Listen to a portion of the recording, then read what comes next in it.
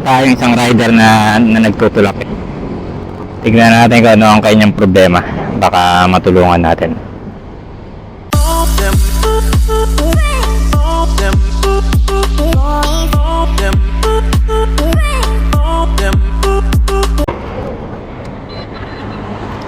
Bakit? Ayaw mandar? Walang gas? Ha? Nahulog ka ng wallet? So, wala dali yan. Ba't walang gas? So, ba may gasolina nandito? Ano? May signage kasi nakalagay 1.5 ka. O tara, lakay mo, tulak na kita.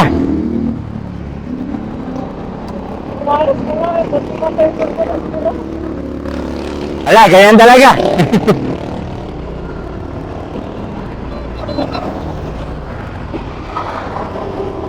Sige.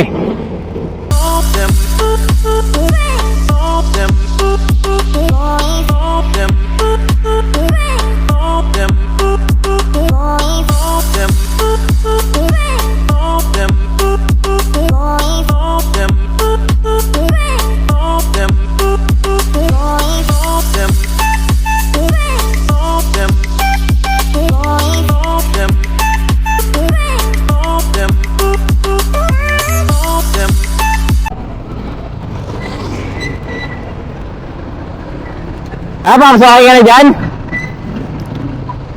Di ba pagas ka?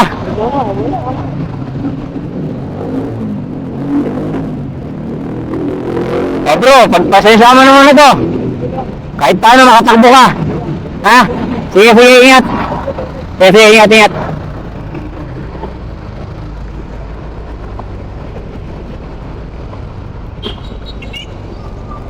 Eh mga ka-good vibes, buti na lang hinintuan natin siya, buti hinintayin natin siya, kundi ang layo na itutulak niya.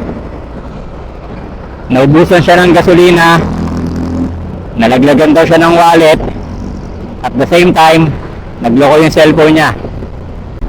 Kapag mayroon kayong mga nakitang ganong rider na nagtutulak sa daan, pwede ninyo silang tanungin kung ano ba yung problema, bakit nagtutulak sila.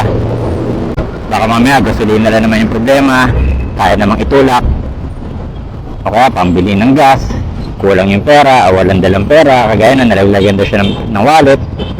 So nakita ninyo mga ka-good vibes, hindi natin kailangan na marami tayong pera para makatulong tayo sa kapwa natin. Hindi na halaga pero malaking bagay na yun na tulong para sa kapwa natin.